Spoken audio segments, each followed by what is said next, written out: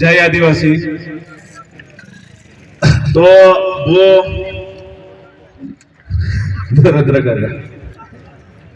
आदिवासी समाज छोटाउदेपुर जिल्लानो तमाम आदिवासी समाज आज कवांट खाते एकठा थया छे। चिंता शिबिर एनी अंदर शिक्षण, बेरोजगारी, जमीन संपादन તેમજ આપણી જોડે થતા અન્યાય, ભ્રષ્ટાચાર ના માટે આજે આપણે કવાંટ ખાતે ભેગા થયા છે।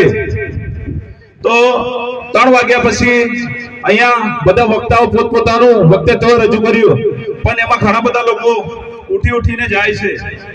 તો આજે આપણા સમાજની આ લડાઈ, જે આપણા સમાજની આ વિચારોની લડાઈ, જે આપણા ક્રાંતિકારો 150-200 વર્ષથી લડતા આવે છે, એ લોકો હજી થાક્યા નહીં।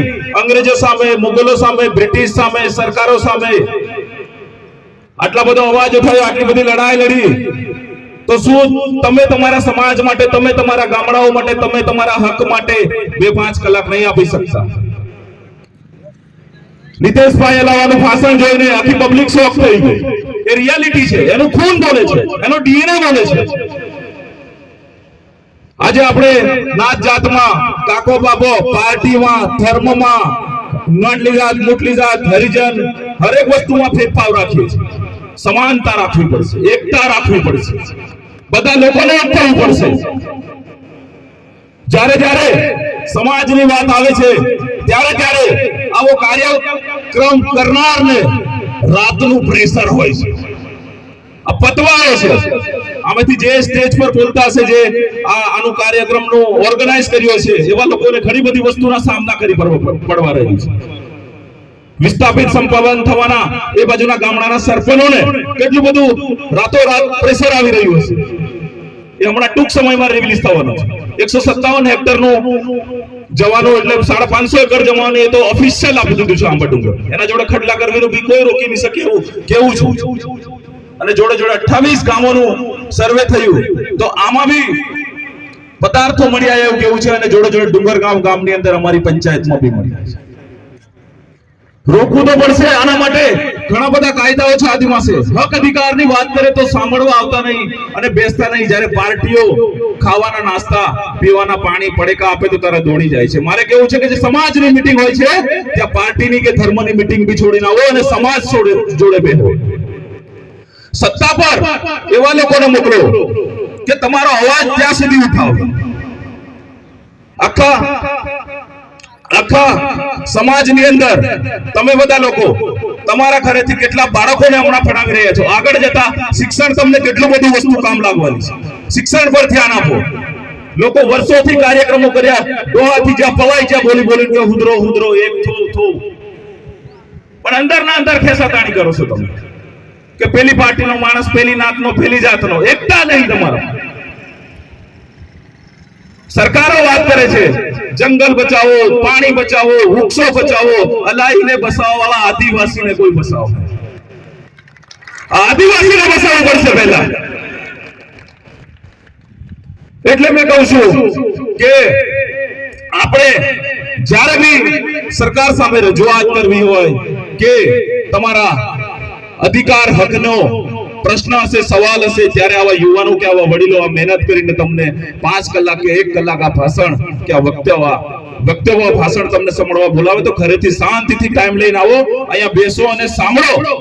આ જ વસ્તુ કામ લાગવાનું છે આગળ જતા। બિરસા મુંડા 150 વર્ષ પહેલા 1975 થી 2000 સુધીમાં તો માણસ 25 વર્ષ લડીને કરીને મરી ગયો।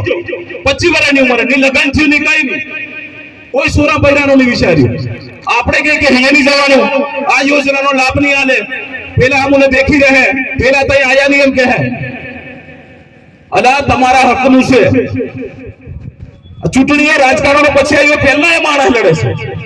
એ લડ્યો તે કયા ટુકડા તોતે ડબલો ના નકલો નકલી તે તમો ખેડી ખુ। આજે સૌરાષ્ટ્રની અંદર 5 એકરના લાંબા પટ્ટા, અહીંયા જરી ગમથી કોતડી में જગ્યા હોય તે તમો સમાજની નાની લડાઈ આવે તો આવતા। अरे डर क्यों रहे हो? युवाओं को कहता हूं भर्ती में और तलाटी की एग्जाम में लाखों लोग युवा फॉर्म भरते हैं। जब एक एमएलए का फॉर्म भरना होता तो 2 ही लोग फॉर्म भरते। આવનાર સમાજની અંદર તાલુકા જિલ્લાની ઇલેક્શન હોય કે કઈ બી હોય, જે સમાજની વિચારધારા લઈ લડશે એવા 100 યુવાનો તૈયાર કરવાના છે, જે સમાજ માટે અવાજ ઉઠાવશે. જેવી રીતે તમે પટ્ટાવાળાની પરીક્ષામાં ફોર્મ ભરો કે પટવારીનું ફોર્મ ભરો કે કલેક્ટર બનવો હોય, યુપીએસસી હોય કે કઈ બી હોય, લાખો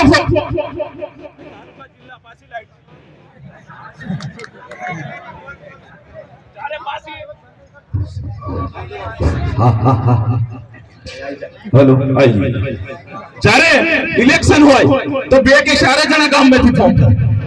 અલા હારો માણે હાસો માણે તેને કલ ટેકો કરો, આપણા હકનું નહીં હોય તો આપણાથી દાવેદાર એને બેહાડો સત્તા પર. સિસ્ટમમાં બી ઘૂસવું જરૂરી છે. સમાજ સેવાના સંમેલનો કરીને ક્યાં સુધી રજૂઆત કરશું? એના માટે વિચારધારા સુધીની લડાઈ છે. આ કોઈ પાર્ટી પક્ષની લડાઈ નહીં કે કોઈ ધર્મની લડાઈ નહીં, આપણી વિચારધારાની લડાઈ છે. આ વિચારધારા વર્ષો સુધી ટકી છે, અંગ્રેજો સામે, બ્રિટિશો સામે, મુગલો સામે. અરે કેમ ભાઈ? એટલે કહું છું કે ભાઈ ના કુટુંબી કે ગામ વાવા સગડાવા સુમાવા નાતજાત કરતા એકતા રાખો, એકતા. બરાબર? ઘણા બધા એવા લોકો છે જે સારી દિશા બાજુ લઈ રહ્યા છે, સારું શિખામણ આપી રહ્યા છે. એને કહેવામાં આવે છે કે નક્સલવાદી પ્રવૃત્તિ કરી છે, એનાથી દૂર રહો. આદિવાસી એમ કહે છે, એટલે હમુ આદિવાસી તમો કયા બધા એના જ ખરા આપણા. એટલે હજુ બી કહું છું, બહુ ઓછી સંખ્યા છે. આવનાર સમયની અંદર આપણા ગામોની અંદર કોલેજો સ્કૂલો તો છે, સરકારને રજૂઆત કરી, ભણાઈ કે નહીં ભણાઈ, આ બાજુ ખટોલ મેં ટાટપટ ત્રુની સૂત્રો બાંધીને ભણાવવા માંડી રહ્યા. બે વળી ઘણી બધી શિક્ષણ ના ભાવના કારણે આપણે ઠેઠ સુધી પહોંચી નહીં શકતા, સિસ્ટમને જાણી નહીં શકતા. એટલે કહું છું, શિક્ષણ લો, શિક્ષણ લીધા પછી નોકરી મેળવો. ની નોકરી મેળવાય તે હક માટે અવાજ ઉઠાવો. તમારા સમાજનું કે તમારા બાપાનું કે કાકાનું કોઈ ખેતર નહીં લે, કોઈ જમીન નહીં લે, પણ શિક્ષણ જ નહીં કરવું હોય તો શું કરીશું? કેટલા બધા યુવાનો છે સરકારી નોકરીના રિઝાઇન આલીને આવ્યા છે, રાજીનામું આપી દીધા સમાજ માટે. એમને કઈક લડવું છે, એમને આટલી ઉંમરમાં ખાવા પીવા મોજ કરવાની જિંદગી છે, તો સમાજ માટે રાતે 2 વાગે નીંદર નહીં આવતી ને ફોન આવે કે હજુ કેટલી વાર, હજુ સમાજ ક્યારે સુધરે? ચિંતા કરવા જેવું છે. યુવાનોને ખાસ કહું છું, લગ્નોની અંદર ખોટા ખર્ચા, D3 જેવું મિશન થઈને આખા લીલાપુર જિલ્લાની અંદર દારૂબંધી લગ્નમાં વધારે પૂરતો દારૂની, વધારે પૂરતી ડીજેની, ખોટા ખર્ચાની, ખોટી મીઠાઈઓની એક ખેડૂતો દેવા કરે છે સોરે પીણાવવામાં. આબરૂ જાહે હમ શું રાંધું કે અલા કાઈથી આબરૂ જવાનું? આ પહેલા ટાયા વિયા મે રાતે 3 વાગે કામ ખવડાવતા કે અડજાની દાળ ને ખાટ ખાતલા.